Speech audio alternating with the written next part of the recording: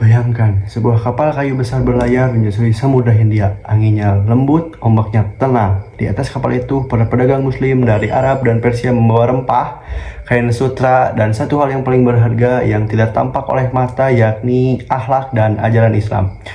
Mereka bukan tentara, tidak mau panji perang, mereka hanya membawa satu senyuman sederhana, kejujuran, dan doa-doa yang tidak pernah putus.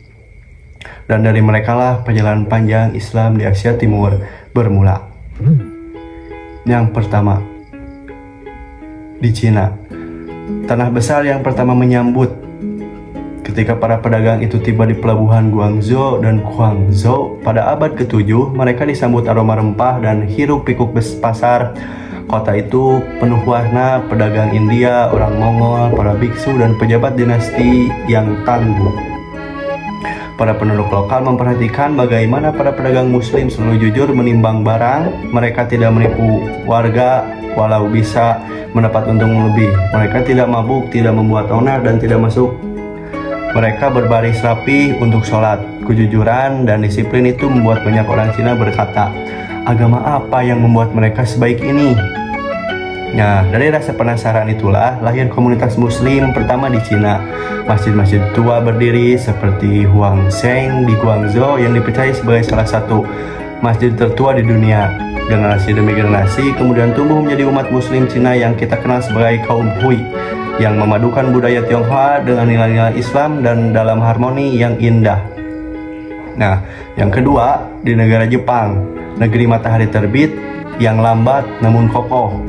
Berabad-abad setelah Islam bertapak di Cina, cerita baru muncul dari negeri jauh di timur Jepang. Di akhir abad ke-19, seorang ulama Tatar bernama Abdul Rashid Ibrahim berkelana ke Jepang. Nah, ia bukan pedagang, ia seorang dai, diplomat sekaligus petualang. Ketika ia berbicara di hadapan para tokoh Jepang, mereka terpesona oleh kecerdasannya dan kedalaman ajaran yang ia sampaikan. Ia tidak mengajak dengan memaksa, ia hanya bercerita tentang keadilan, Islam, tentang akhlak, dan tentang bagaimana Islam membangun peradaban. Dari upaya kecil itu, tumbuhlah bibit-bibit dakwah yang akhirnya melahirkan komunitas Muslim Jepang. Masjid Tokyo Kamil berdiri menjadi saksi bahwa Islam bisa tumbuh di negeri yang terkenal dengan disiplin, kerja keras, dan ketertiban. Dan yang ketiga, yaitu di negara Korea, kisah persahabatan dan kebaikan. Di Korea, kisahnya dimulai bukan dari pedagang, bukan pula dari dai, melainkan dari tentara Turki yang datang sebagai pasukan menjaga perdamaian setelah Perang Korea.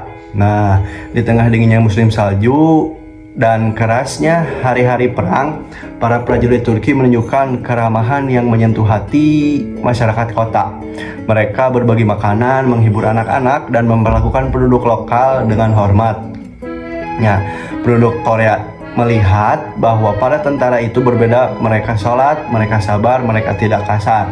Banyak di antara warga berkata, kalau beginilah akhlak seorang muslim, maka Islam pasti agama yang indah. Dari rasa hormat itu lahirlah hubungan yang panjang hingga akhirnya berdiri Masjid Pusat Seoul, simbolnya tumbuh komunitas muslim Korea. Dan yang keempat, yakni di negara di Asia Timur. Jika tarik garis dari Cina, Jepang, hingga Korea, ada satu hal yang sama, yakni Islam hadir tanpa paksaan.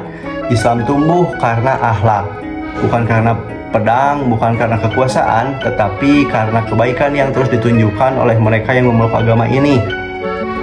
Dalam berdagang, berteman, berdiplomasi, dan saling menghormati. Nah, Asia Timur mengajarkan bahwa Islam bisa hidup dalam budaya apapun, bersama siapapun, tanpa harus menghilangkan identitas asli. Ia menyesuaikan diri, menghargai perbedaan, dan tumbuh perlahan seperti pohon yang kuat. Dan sampai hari ini, masjid-masjid di Xi'an, Tokyo, dan Seoul menjadi saksi bahwa perjalanan Islam di Asia Timur bukan sekedar sejarah, melainkan cerita tentang persahabatan, kejujuran, dan keteladanan. Inilah kisah bahwa dakwah yang paling kuat bukanlah kata-kata, tetapi akhlak yang membuat orang bertanya, apa yang ia miliki sehingga bisa menjadi sebaik itu. Begitulah Islam tumbuh di Asia Timur.